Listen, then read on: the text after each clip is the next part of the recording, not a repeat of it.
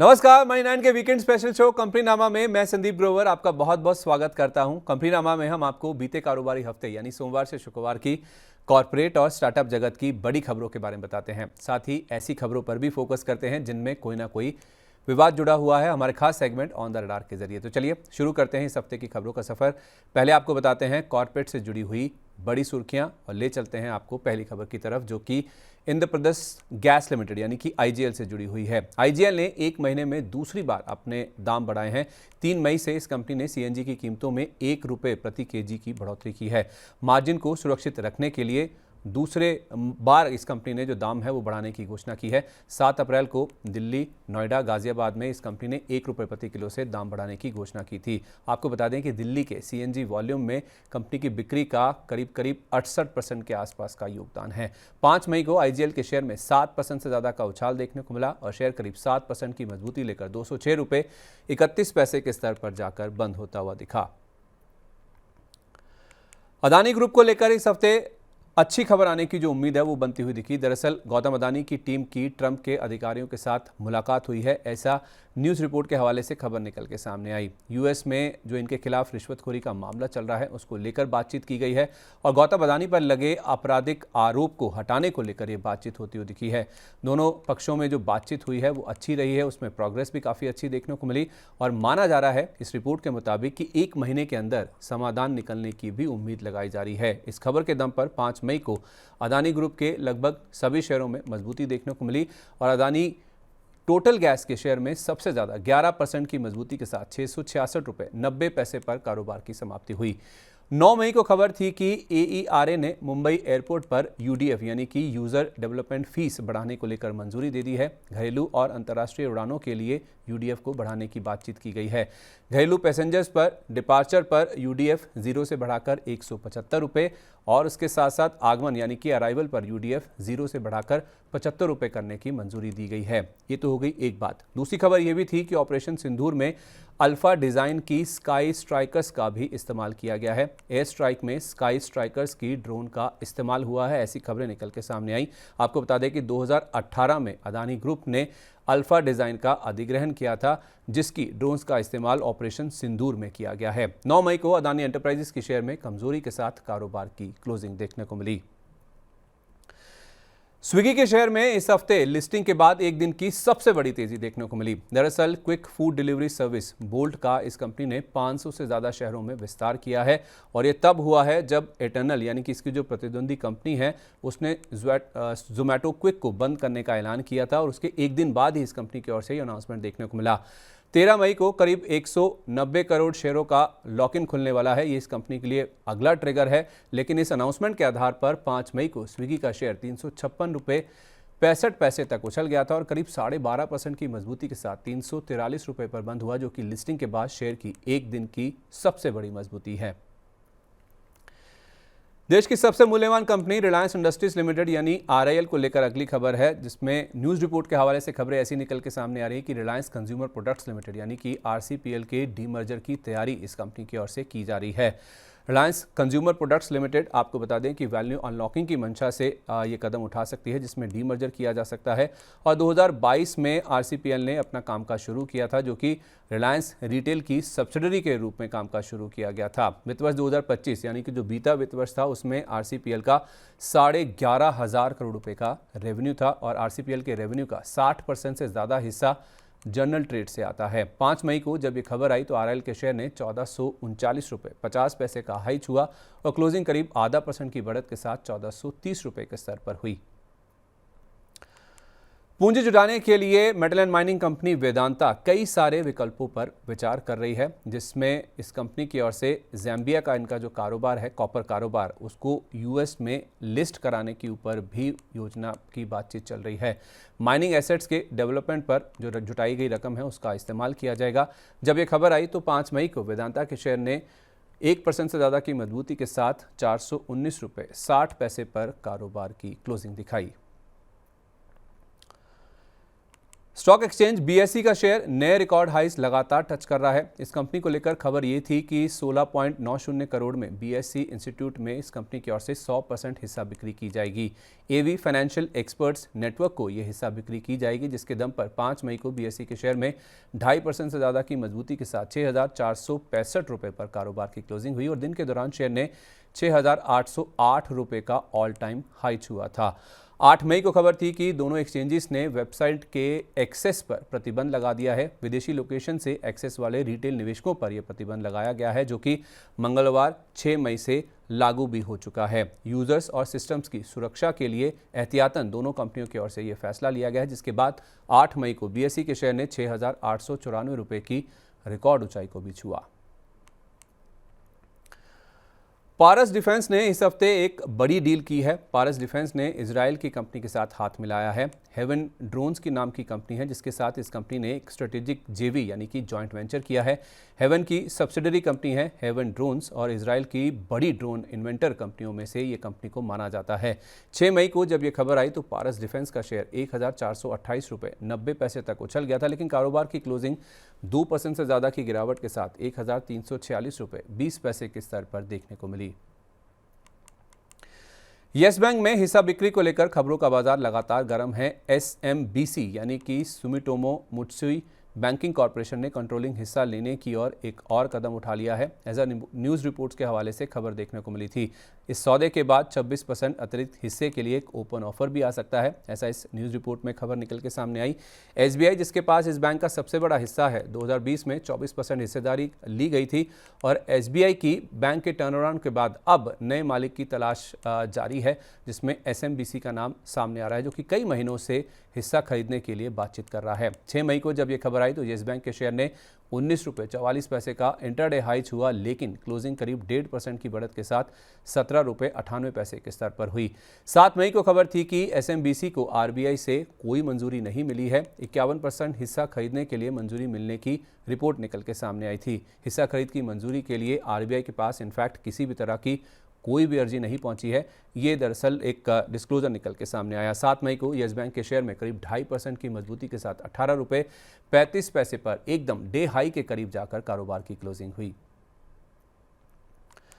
Fortis healthcare के लिए इस हफ्ते एक राहत की खबर आई है। दरअसल इनकी एक सब्सिडरी कंपनी है फोर्टिस हॉस्पिटल्स, जिसको रेक्टिफिकेशन ऑर्डर मिलता हुआ दिखा और ये ऑर्डर मिला है इनकम टैक्स विभाग यानी कि आईटी विभाग से। रेक्टिफिकेशन ऑर्डर की आपको बात बता दें तो 89.53 करोड़ रुपए की टैक्स डिमांड जो थी उसे घटाकर अब नील कर दिया है, यानी कि इस कंपनी के लिए एक राहत की खबर आती हुई दिखी है, जिसके ऊपर स्टॉक ने रिएक्ट भी किया।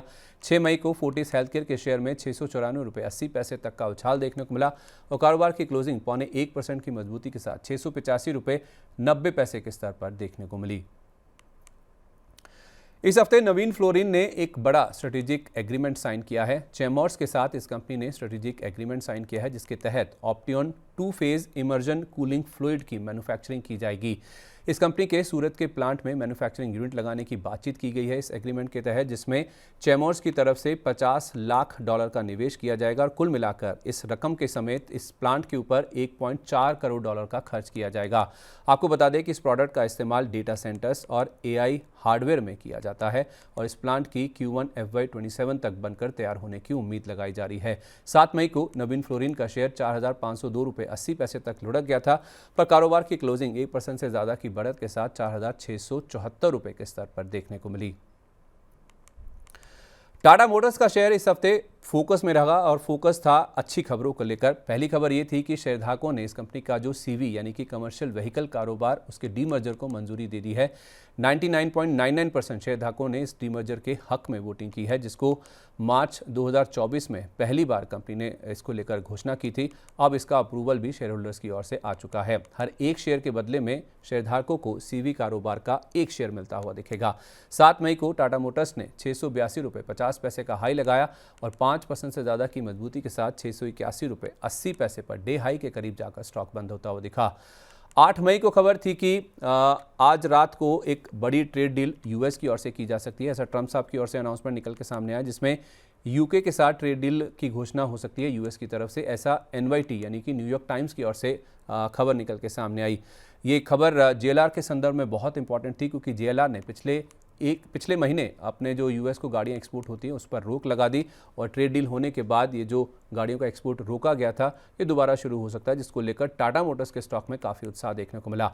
8 मई को टाटा मोटर्स के शेयर में कमज़ोर बाजार में भी हरे निशान में जाकर क्लोजिंग देखने को मिली और शेयर निफ्टी के चुनिंदा 5 गेनर्स में शामिल था। वहीं टाटा टेक का शेयर 672 रुपये 80 पैसे तक उछल गया था, क्योंकि टाटा टेक के बड़े ग्राहकों में जेएलआर का नाम शामिल है। हालांकि शेयर की क्लोजिंग करीब 1% की गिरावट के साथ देखने को मिली। प्रेस्टीज एस्टेट्स के एनसीआर प्रोजेक्ट की जबरदस्त मांग देखने को मिली है। प्रेस्टीज सिटी इंदिरापुरम को शानदार रिस्पांस मिलता हुआ दिखा है, जो कि इस कंपनी ने एक हफ्ते पहले ही लॉन्च किया था और इस लॉन्च के एक हफ्ते के अंदर इस कंपनी ने 3000 करोड़ से ज़्यादा की बिक्री इस प्रोजेक्ट से कर ली है। एक हफ्ते के अंदर इस प्रोजेक्ट में करीब 1200 यूनिट्स की जो बिक्री है वो इस कंपनी की ओर से रिपोर्ट की गई है। 7 मई को जब ये खबर आई तो प्रेस्टीज एस्टेट्स के शेयर ने 1304 रुपये 30 पैसे तक का गोता लगा दिया, लेकिन कारोबार का अंत करीब आधा % ऊपर 1337 रुपये 30 पैसे के स्तर पर डे हाई के करीब जाकर हुआ। जीएमडीसी ने इस हफ्ते एक लंबी अवधि का सप्लाई एग्रीमेंट साइन किया है और ये supply agreement city gold pipes के साथ किया गया है। 40 साल के लिए 150 मिलियन टन लाइमस्टोन की सप्लाई के लिए करार किया गया है, जो कि इस कंपनी की कच्छ की लखपत पुनरजपुर माइन से सप्लाई की जाएगी। 7 मई को जब ये खबर आई तो जीएमडीसी के शेयर में 3.5% से ज़्यादा की मजबूती के साथ 306 रुपये 90 पैसे पर डे हाई के करीब जाकर कारोबार की क्लोजिंग हुई। सरकारी कंपनी एनएलसी इंडिया ने इस हफ्ते एक बड़ा समझौता किया है। आईआरईएल इंडिया के साथ इस कंपनी ने एमओयू यानी कि मेमोरेंडम ऑफ अंडरस्टैंडिंग साइन किया है। क्रिटिकल मिनरल्स और रेयर अर्थ एलिमेंट्स सेक्टर के लिए यह एमओयू साइन किया गया, जिसमें भारत और इंटरनेशनल यानी कि विदेश में मौके तलाशने के लिए ये एमओयू दोनों कंपनियों के बीच में किया गया। इस खबर के चलते 7 मई को एनएलसी इंडिया का शेयर फोकस में रहा। शेयर ने 216 रुपये 36 पैसे तक का गोता लगा दिया था, लेकिन कारोबार की क्लोजिंग करीब 2.5% ऊपर 222 रुपये 75 पैसे के स्तर पर देखने को मिली। इस हफ्ते ब्लॉक डील होने की खबर से केफिन टेक का शेयर फिसलता हुआ नजर आया। जनरल अटलांटिक, जो कि इस कंपनी की प्रमोटर है, उनकी ओर से 6% हिस्सा बिक्री की खबर थी, जो कि मौजूदा भाव से 5 से 8% डिस्काउंट पर ब्लॉक डील के जरिए बेचा जा सकता है। आपको बता दें कि प्रमोटर जनरल अटलांटिक के पास इस कंपनी की करीब 33% हिस्सेदारी है, जिसमें से 6% हिस्सा बेचा जा सकता है। ऐसी खबर निकल के सामने, हालांकि कोई ब्लॉक डील नहीं होती हुई दिखी। इन खबरों के बीच में 8 मई को केफिन टेक के शेयर ने शुरुआती कुछ मिनटों में 1054 रुपये 10 पैसे का लोच हुआ, बाद में रिकवर होकर 1160 तक भी गया, लेकिन क्लोजिंग 3.5% नीचे 1065 रुपये के स्तर पर देखने को मिली। पीबी फिनटेक की हेल्थ केयर बिजनेस में एंट्री हो चुकी है। दरअसल इनकी एक सब्सिडरी है पीबी हेल्थ, जिसने 21.8 करोड़ डॉलर की सीड फंडिंग जुटाई है। जनरल कैटलिस्ट से, जो कि सिलिकॉन वैली वीसी जायंट है, उनकी ओर से 5 करोड़ डॉलर का योगदान इस फंडिंग राउंड में किया गया और इस रकम से दिल्ली एनसीआर में हॉस्पिटल नेटवर्क पर जो खर्च होने वाला है उसका इस्तेमाल किया जाएगा और इसी तरह से कंपनी की हेल्थ केयर बिजनेस में एंट्री भी हो चुकी है। 8 मई को शेयर बाजार ने इस खबर के ऊपर रिएक्ट किया, जिसमें पीबी फिनटेक का शेयर 1683 रुपये तक उछल गया था, पर क्लोजिंग 2% से ज़्यादा की गिरावट के साथ 1606 रुपये 90 पैसे के स्तर पर देखने को मिली।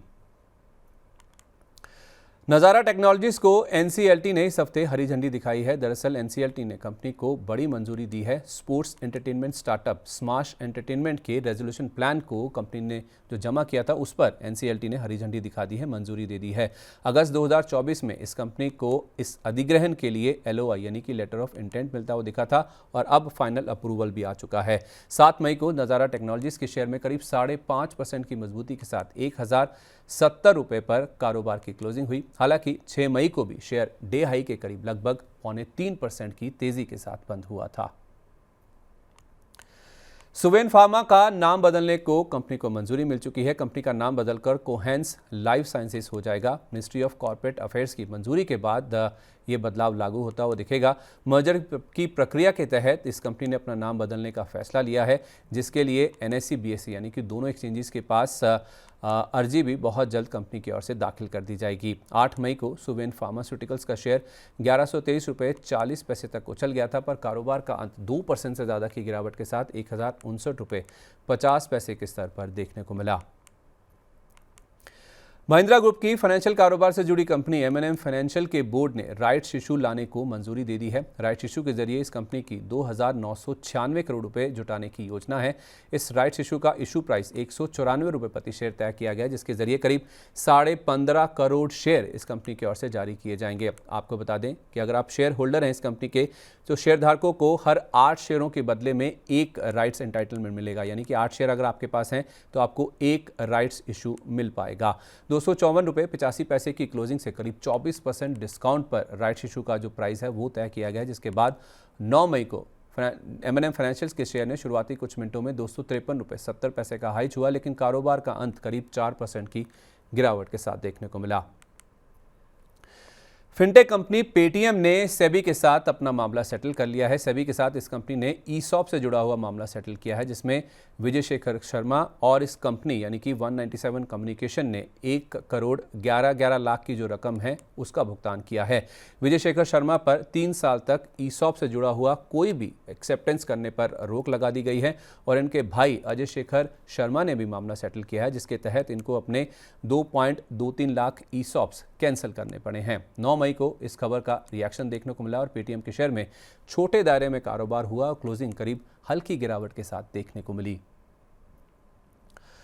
भारत पाक के बीच में चल रही जंग के चलते भारत फोर्ज की टीम दिल्ली जाती हुई नजर आएगी। दरअसल सरकार ने डिफेंस कंपनियों को दिल्ली बुलाया है, ऐसा भारत फोर्ज के CMD बाबा कल्याणी की ओर से कमेंट निकल के सामने आया। उत्पादन बढ़ाने को सवाल पूछा गया था बाबा कल्याणी से, जिसके जवाब में उन्होंने ये कहा कि अगले हफ्ते इनको और बाकी जो डिफेंस इक्विपमेंट बनाने वाली कंपनियां हैं उनको सरकार की ओर से दिल्ली बुलाया गया है। इस खबर के चलते 9 मई को भारत फोर्ज के शेयर में करीब 5% की मजबूती के साथ कारोबार की समाप्ति देखने को मिली। चलिए सेकेंडरी मार्केट के बाद अब रुख करते हैं प्राइमरी मार्केट का, जहां एथर एनर्जी की इस हफ्ते लिस्टिंग होती हुई दिखी और इस कंपनी की लिस्टिंग ठंडी रही। दरअसल NSE पर इस कंपनी का शेयर 328 रुपये प्रति शेयर के भाव पर लिस्ट हुआ। 321 रुपये प्रति शेयर का इशू प्राइस था, यानी कि उसके मुकाबले 2% प्रीमियम पर यह स्टॉक का लिस्ट होता हुआ दिखा।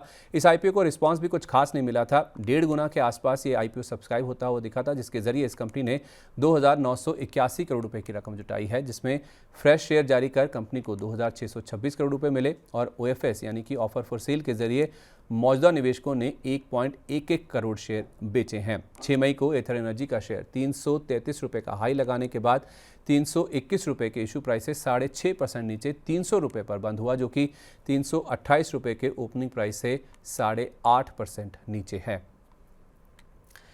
तो ये थी बीते कारोबारी हफ्ते की कॉर्पोरेट जगत से जुड़ी बड़ी सुर्खियां। चलिए अब रुख करते हैं कॉर्पोरेट जगत की ऐसी खबरों का जिनमें कोई ना कोई विवाद जुड़ा हुआ है। आपको ले चलते हैं हमारे खास सेगमेंट ऑन द रडार की तरफ और बढ़ते हैं पहली खबर की तरफ, जो कि JSW स्टील से जुड़ी हुई है। JSW स्टील के लिए इस हफ्ते एक राहत की खबर आती हुई दिखी है। दरअसल रिविजनरी अथॉरिटी ने इस कंपनी के ऊपर 702 करोड़ रुपए का जो डिमांड नोटिस भेजा गया था उसको रद्द कर दिया है। डेप्यूटी डायरेक्टर ऑफ माइंस ने ये डिमांड नोटिस जारी किया था। 2 कारण थे जिस वजह से नोटिस भेजा गया था। एक तो उत्पादन ग्रेड में कमी और दूसरा माइनिंग प्लान का उल्लंघन हुआ था, जिसके चलते ये फैसला लिया गया था। 4 कुल मिलाकर माइंस हैं जिसको लेकर ये मामला सामने आया था, जिसको लेकर अब इस कंपनी के पक्ष में फैसला आता हुआ दिखा है। 5 मई को JSW स्टील के शेयर में करीब 2% की गिरावट के साथ 955 रुपये 20 पैसे पर कारोबार की समाप्ति देखने को मिली। डिफॉल्ट की खबर से इस हफ्ते MTNL का शेयर टूटता हुआ नजर आया। 6,110 करोड़ रुपए के NCDs के ब्याज भुगतान पर इस कंपनी ने डिफॉल्ट कर दिया है। सरकार की सॉवरेन गारंटी वाले NCDs पर इस कंपनी ने डिफॉल्ट किया है। नवंबर 2022 में इस कंपनी की ओर से ये NCDs जारी किए गए थे, जिसके डिफॉल्ट को लेकर एक खबर आई है। हालांकि इस कंपनी ने कहा कि इस ब्याज भुगतान पर कंपनी की ओर से डिफॉल्ट नहीं किया गया, यानी कि इस खबर का कंपनी की ओर से खंडन कर दिया गया। उसके बावजूद 6 मई को MTNL के शेयर में करीब 5% की गिरावट के साथ 40 रुपये 19 पैसे पर कारोबार की समाप्ति हुई, जो कि 40 रुपये के डे लो के बेहद करीब थी। यूनियन बैंक की फिजूल खर्ची पर इस हफ्ते सवाल उठते हुए दिखे हैं। दरअसल स्टाफ बॉडी ने करोड़ों रुपए की फिजूल खर्ची पर सवाल उठाए हैं।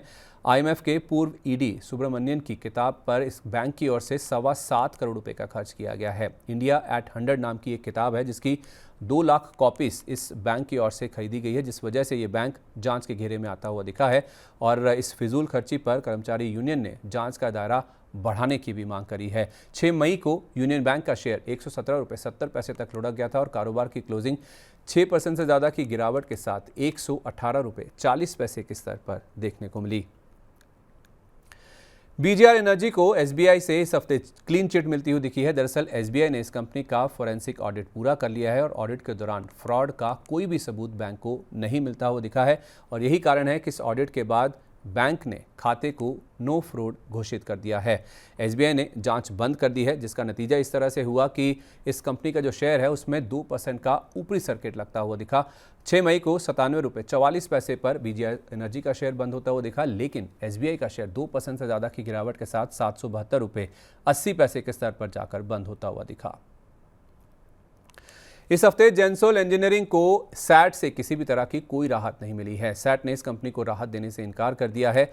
सेबी ने जग्गी बंधुओं पर शेयर बाजार में कारोबार पर रोक लगा दी थी। साथ ही साथ इस कंपनी के फोरेंसिक ऑडिट का भी आदेश दिया था, जिसके खिलाफ इस कंपनी ने सैट का दरवाजा खटखटाया था, लेकिन सैट ने राहत देने से इनकार कर दिया है और इसी कारण से दोनों एक्सचेंजेस यानी कि बीएसई और एनएसई ने शेयर को ईएसएम यानी कि इनहैंस्ड सर्विलेंस मेजर फ्रेमवर्क में डाल दिया है, जिसका असर हमने इस तरह से देखा कि 8 मई को जेंसोल इंजीनियरिंग का शेयर 5% के निचले सर्किट पर 59 रुपये 78 पैसे के स्तर पर जाकर बंद होता हुआ दिखा।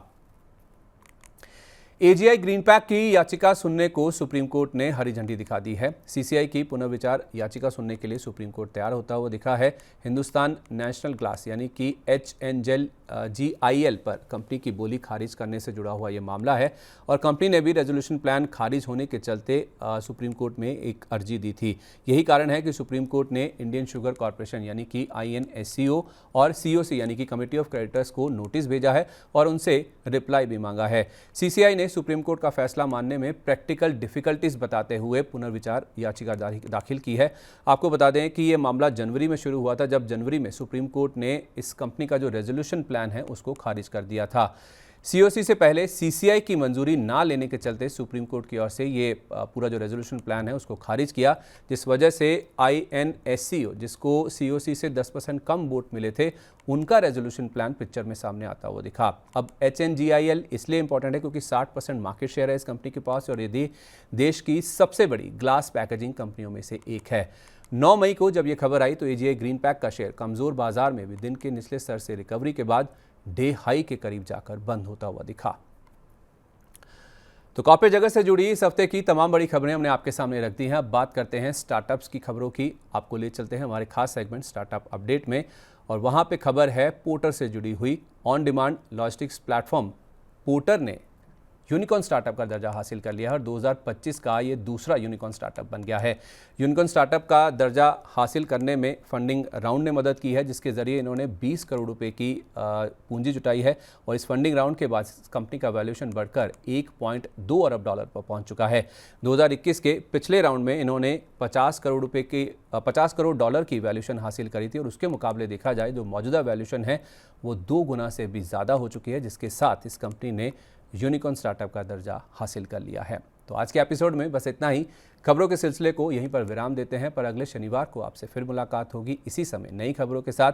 तब तक आप जुड़े रहिए मनी 9 के साथ। और चलते चलते एक अहम बात, आपको हमारा इस हफ्ते का शो कैसा लगा वो तो आपको बताना ही है नीचे कमेंट बॉक्स में। अगर आपको शो अच्छा लगा है तो अपने दोस्तों को, अपने रिश्तेदारों को, अपने सहयोगियों को भी इस शो के बारे में ज़रूर बताएं और इस लिंक को शेयर भी करें। और बिजनेस जगत से जुड़ी ब्रेकिंग और पर्सनल फाइनेंस की ताज़ा खबरों को जानने के लिए, पढ़ने के लिए आप हमारी वेबसाइट money9live.com पर लॉगिन भी कर सकते हैं। नमस्कार, हैप्पी वीकेंड।